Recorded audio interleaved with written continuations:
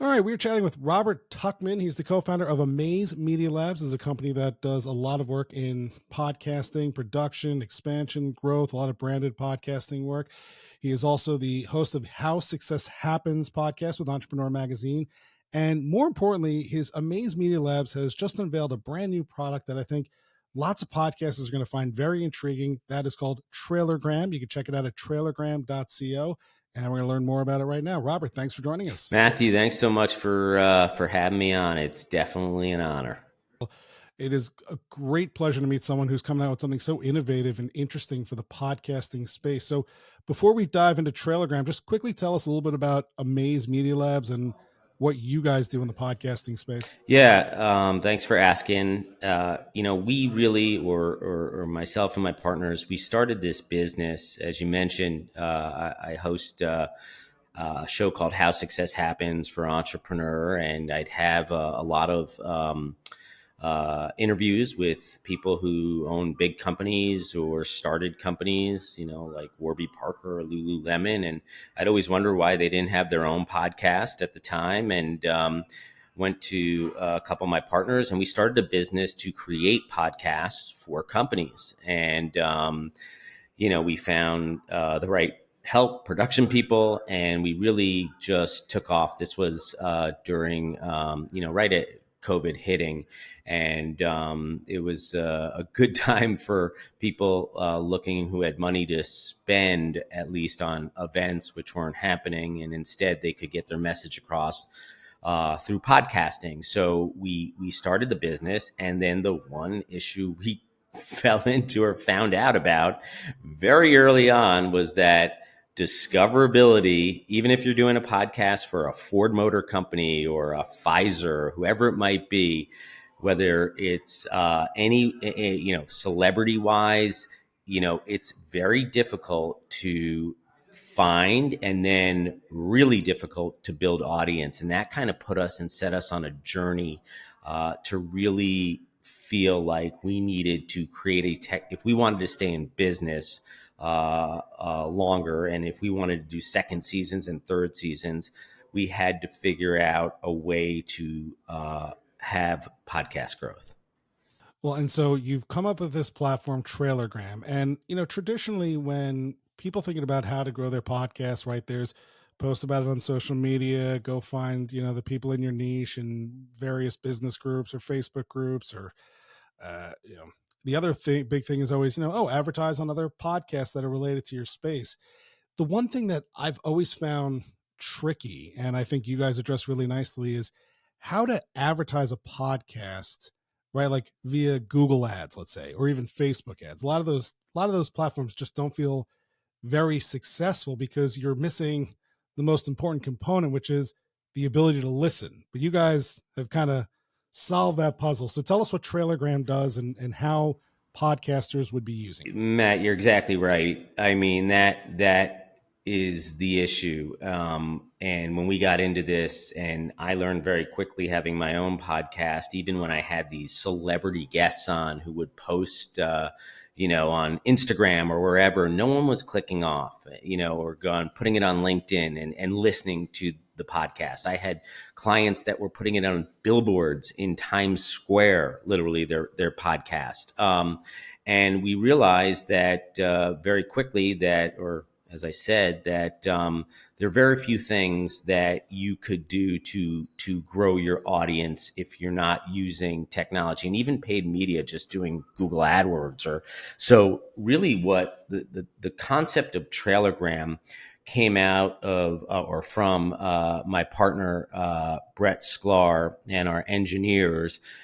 Myself and Brett had sold our last business to Creative Artists Agency. So we were there. They were like a big talent firm, and they're very big in representation and creating films and movies. And we saw how movie trailers really moved the movie business, right? And got people excited about going to see a movie.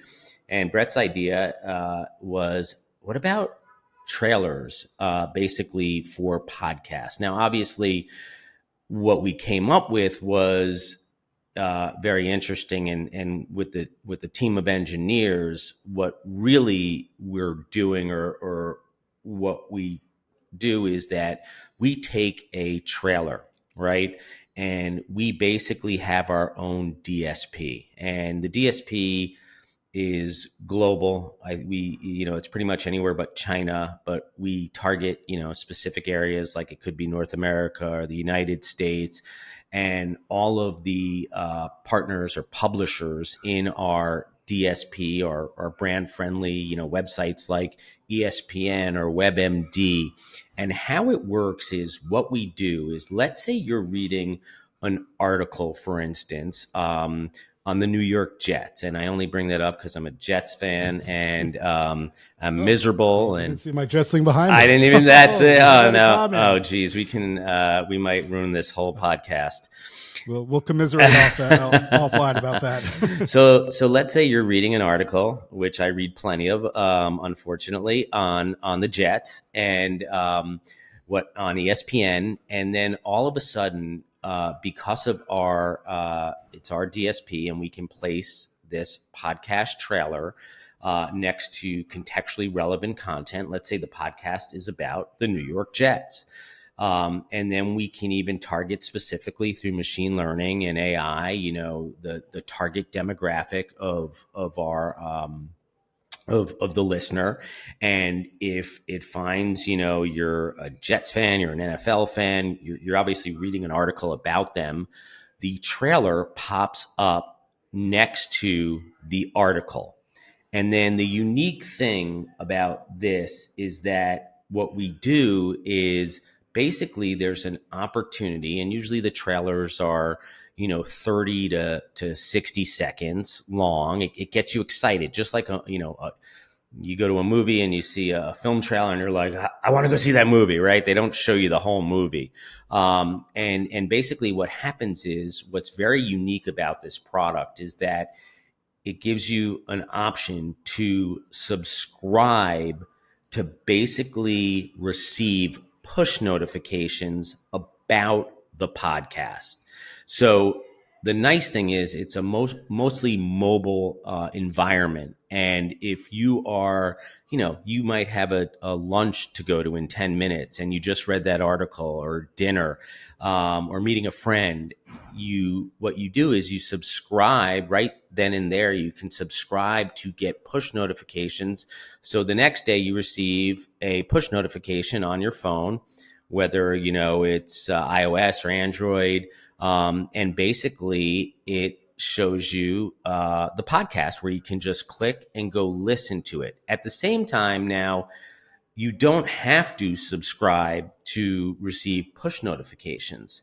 You can basically directly, when you're reading this article, go right to, it's basically our web player, and pops up the web player with the podcast, the current episode, and also past episodes. And you can start listening to the podcast right then and there. And I think the key, and why it's been so successful, first off, is the number one thing, I think, in terms of success, is that we've been able to get price point down to an average of what people are paying, between, let's say, a nickel and 15 cents per download, which prior to this product was unheard of in anything you would do. And we have another product.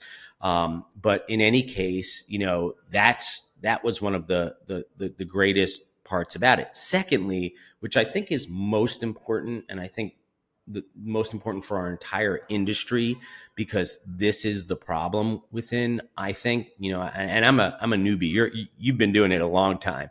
I'm a newbie. I mean, you go back to like the 2006 or 2005, like, okay, but I realized that, everyone said there's so many of these podcast listeners. The beautiful thing about what we're doing here is, I may never have listened to a podcast on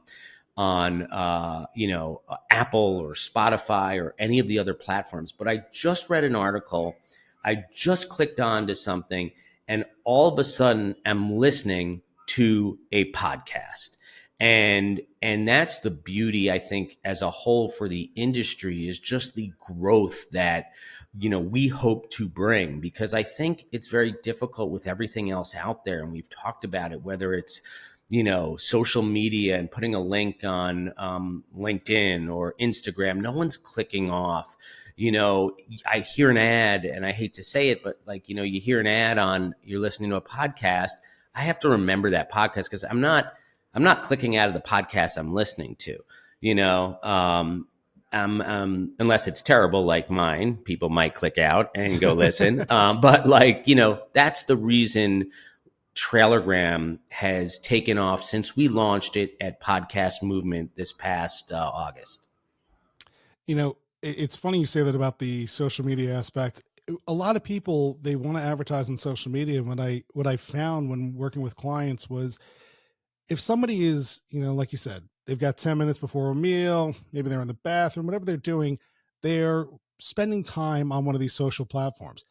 That's what they want to be doing. They don't want to click a link and be taken off there. It's like, no, I'm scrolling Instagram to scroll Instagram. Like, yeah, maybe I'll see your podcast and be like, oh, interesting. Maybe I'll think about that later. But we rarely ever go outside of that platform to do it. So I totally agree with you there. But just to kind of bring this home for folks, this was the concept of putting these podcast players inside of articles is something that I don't think enough organizations, even enough independent podcasters take advantage of. When I was at the Journal, it took a lot of begging and pleading for us to finally get them to agree to do this, to say, hey, you put up an article about interest rates today. We have this interview with either the reporter or, someone from the Fed or whatever. Just put it right there in that article. And, now people can find similar content. And when we did that, we would definitely see more interest, more attraction. And so imagine you can do that, but you're not just limited to your own publication. You could take it to, like you said, a People magazine, an ESPN, an Athletic, right? Like all these major publishers that are putting out content that's getting thousands and sometimes millions of hits. Yeah, it's exactly right. So you basically had the idea about 10 years prior to us or more for Trailergram, which I just learned, which you are Well, at. Wasn't my idea, but which is which I is wish. which is absolutely is correct. And the other thing about it, and thinking about it, when you're looking at how we do it, and you want to focus on contextually relevant content, is the fact that you have these publisher sites that we use. We have probably about between 10 and 20,000 sites just in North America that are brand quality sites that you would imagine.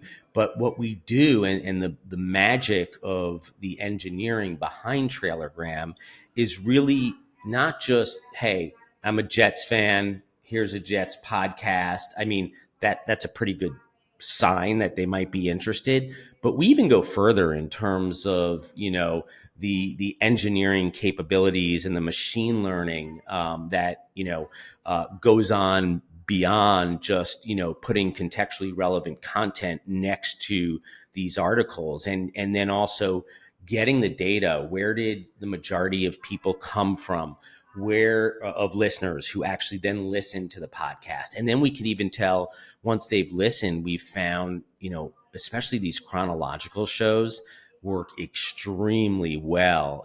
We tested one, or we did one, where 60% of the people who put in to receive push notifications for this chronological, it was a crime show. 60% of the people who put in to receive push notifications for this show actually ended up then listening to all 8 episodes. So it works extremely well. Obviously, it works for just general podcasts that are weeklies or monthlies, but chronological, we've noticed, a really amazing effect. That's incredible. And so, the other thing about this that's so nice is that it's just so easy to do. Anybody can do this. You don't have to be, you don't have to have a degree in marketing. You don't have to have a background in media buying. You can literally just go to the website, sign up, and start making some decisions, test a few things out. What would you say is the, number one thing that a podcaster hearing this and wants to use it, what should they prepare? What should they plan? Like, how do they best capitalize on your platform if they're going to start using it? Good question. I would say the best thing you could do is test, just like you said. I would test it out. Now, a lot of, we sell it by trailer plays, right? So basically, for $500, you get 15,000 trailer plays. For $1,000, you get 50,000, and it goes up upwards of, some people spending a lot more than that, 15,000. Some of these different companies. The beauty about it is the 500,000 are really just it's tests for a lot of people who want to be like, how does this work? Because as we talk, there's a lot of stuff out there, and people are telling you how to grow your audience and what you can do. Because even I could do this, and that's what makes this great, because it's a platform. So basically, most of the people who are uploading their podcast, basically, or uploading their trailers, sorry, it's super simple. In fact, if you go to trailergram.co now, you can even go play around with the back end to show how easy it is. You upload your artwork, which is basically your podcast art. You upload an MP3 of your trailer, and then you put in the text, basically like the podcast title, the subtext, the headline. You can even add short keyword kind of descriptions of the podcast. Once you have that all plugged in, which is very simple, as I said, even I can do it, and I am the furthest thing from anyone who is tech savvy. But once you do that, the next step is then we use Apple's categories, right, to figure out how you are going to target your audience. So you upload your trailer. You put in your target. We give you up to 3 different targets that, all based off of Apple's targeting. And then what you do is you basically put this in. It's you can pay by Stripe. It's as I said, I would recommend the 500. Just test it, see how it works, and then all of a sudden in 20, you'll get an email from us. We make sure we check the content. It sounds right. We make sure it's proper. You get an email from us, and within 24 to 48 hours, your podcast trailer is playing next to contextually relevant content, like you mentioned. Like if it's something about interest rates, it's next to a story about interest rates in the Wall Street Journal or wherever it might be. It just makes sense. And then in addition, the machine learning and AI, we find out where these people are coming from. And what you can do, and you'll see a huge push in the amount of downloads you get. And then the cool thing is, lastly, after you do all that, we start sending out these push notifications to people's phones, because a lot of people, like we talked about, they download, they subscribe for push notifications, but then they're going, to wherever it is. And then you'll find a lot of people start listening once the push notifications go out to your podcast.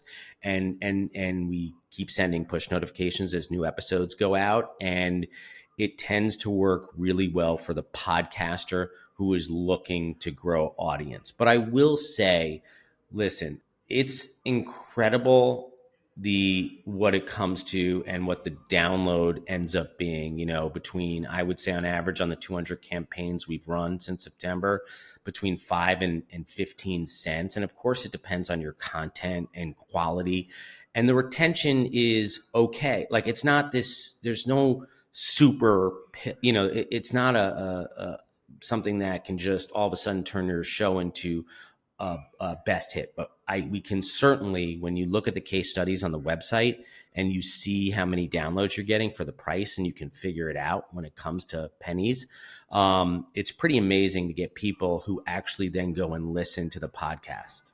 And you mentioned the measurability. So, and correct me if I'm wrong, the way I understand it, just for folks listening, so you're uploading an MP3. So when that MP3 plays, you're not going to see that trailer play necessarily in your podcast host dashboard. However, when it comes to the future episodes that people are subscribed to now, those are coming from your host. So you will see those downloads, right? You will be able to track that the way you would track play in podcasts, Google Podcasts, right? All the other places where people normally subscribe to your show.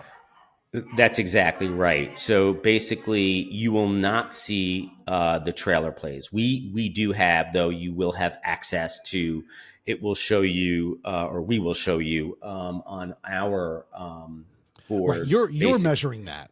We're measuring that, Right. but the measurement of the actual listens, as long as, of course, they're IB compliant.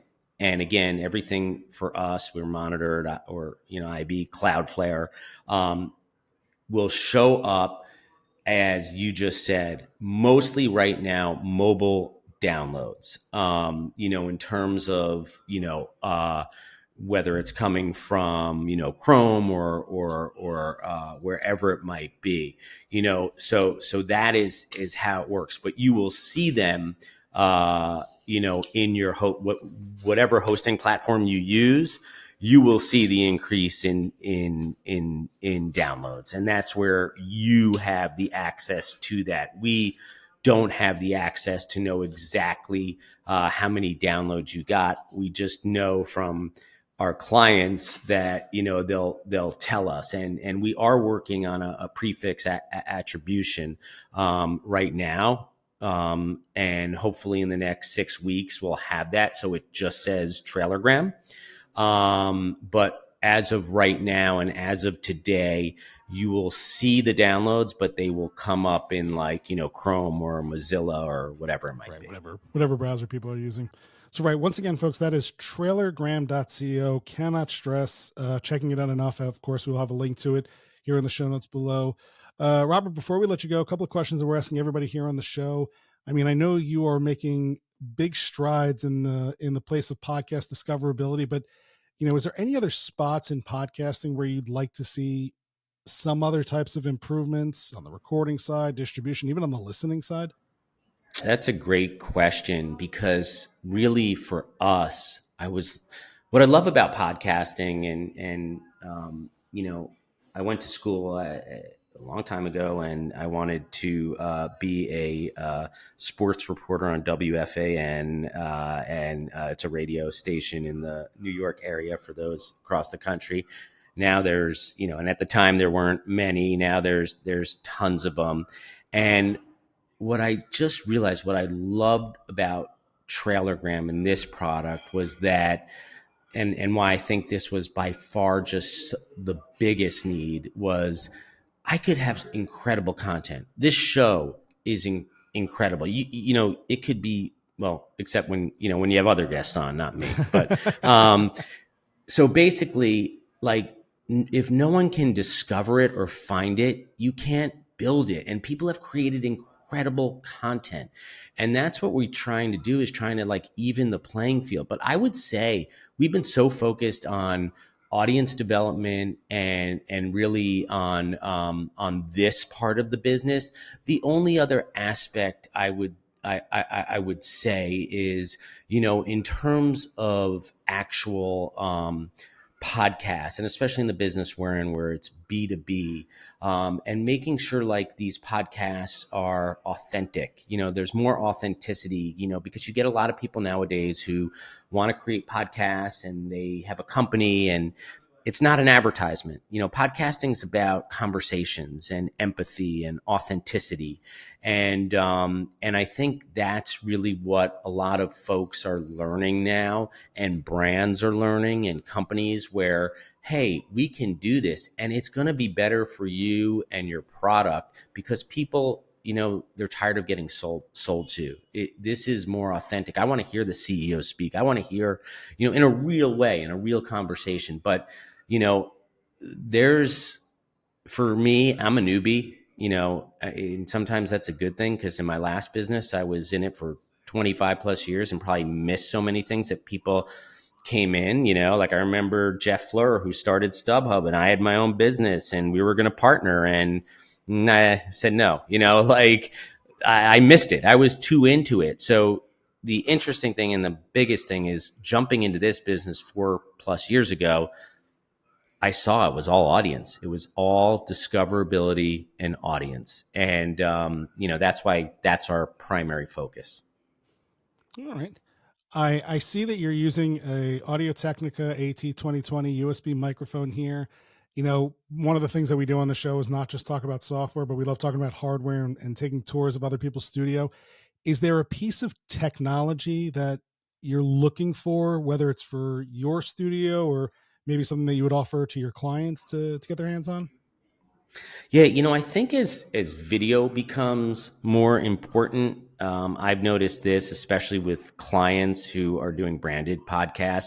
I don't have a specific camera I would recommend, but especially as more and more of the podcasts we do, I mean 99% of them are done via a Riverside or any type of platform that we're using that's virtual. Having the right camera, I have learned, it can be make all the difference. Just like you said, having the right audio, and you're pretty good by picking up that you knew that. I know you know your products because I Well, didn't even know the numbers. Riverside does help you cheat a little bit. It does show me what you're using. So, but yes, I recognize it too. I was like, that is good because that's a lot of letters and numbers, and I don't even know. But yes, I think in that case, like the importance nowadays, and has technology just moves faster and faster from what I was using. I think back, to when I was doing this. I started doing most of my interviews for How Success Happens in person, and once these, the Riversides of the world, and you realized you could tape, the quality is it's almost better, and sometimes in some cases it is, than being right there in person. And I find that I'm still able to get that same connection. I don't know if you find that, with the person. Obviously, there's always being there, being in person. And we have clients. I want to be in the studio and bring people in, but the thing I love about the virtual world, is if you do have a good camera, you do have a good mic, you have good sound quality. Number one, I can interview, you're in New Jersey now. I'm in New York. That's not too far, but you know, we've done podcasts. I've done podcasts. And I'm interviewing people. It's the next day in Australia. It's amazing. That's been pretty cool to see in the last couple of years. Yeah. And I definitely, discovered that during COVID that, we could always interview folks audio wise, but then really once video became so important for us to connect to folks, and the way it has changed the game. And you're right. It's not the same as being in person, but it's nice to be able to see a person, see the visual cues, read their body language, see if they're really paying attention or if they're off, Googling something else or, watching Netflix on the side. So, having good video definitely makes a big difference. And what we've been saying for the last few episodes, I recently just started using my iPhone, the continuity camera, and I don't think I'm ever going back. And I mean, until I go pay for like a $1,500 mirrorless camera, I'm going to stick with this for a while. All right, Yeah, my kid's trying to get me to buy that. That's not happening for her. So last thing we want to ask everybody is, outside of your own show, and I would say, I guess, your client show, is there a favorite podcast that you are listening to? That one that as soon as it comes out, you are going to listen to it. Yes. There's a guy, and it's a podcast on the Jets. It's called Turn On. Yeah, it's on Patreon. It's Badlands. Joe Caparosa is the one of the hosts with Connor Hughes, I forget his name, but they are great. I don't know if it's you. There's There's one Connor that basically is a Jets reporter, and this Connor actually, he is on SNY post game. I love their podcast.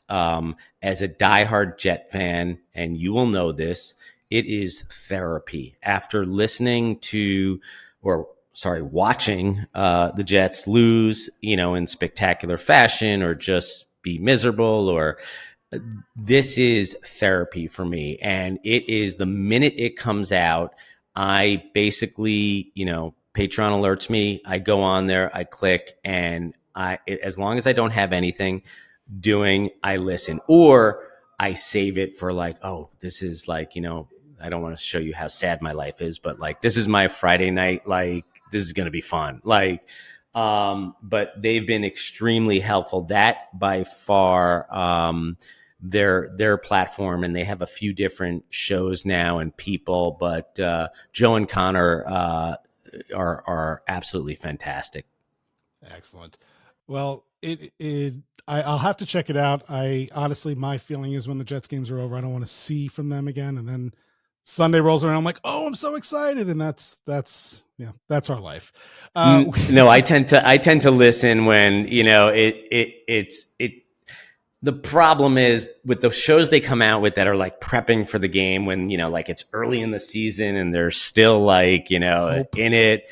Yeah, there's hope. I love those. Late in the season, it does take me a few days to then go listen and go that route. So, in any case, it's definitely a podcast worth checking out. They do a great job. They put a lot of time and effort into it. I've learned from being in the podcast business how much time and effort, this from developing podcasts, how hard it is, but they do a good job, and I would recommend it for you if you could handle it. But it seems like you have a better strategy by just tuning it all out. Yeah, that tends to work better. Well, it has been a joy and a pleasure. We've been chatting with Robert Tuchman. He's the co-founder of Amaze Media Labs. You can check out their work at amazemedialabs.com. They are the creators of Trailergram, trailergram.co. I'll have a link to it again. That's a place where you can upload your trailer and have your show appear on countless articles across the web from big name publishers and grow your audience. He's also the host of How Success Happens with Entrepreneur Magazine. You should check that out. And as we've learned, he is also a lifelong miserable Jets fan like myself. Robert, it has been a pleasure. Thanks for joining me today. Thanks, Matt. Thanks for having me on your show.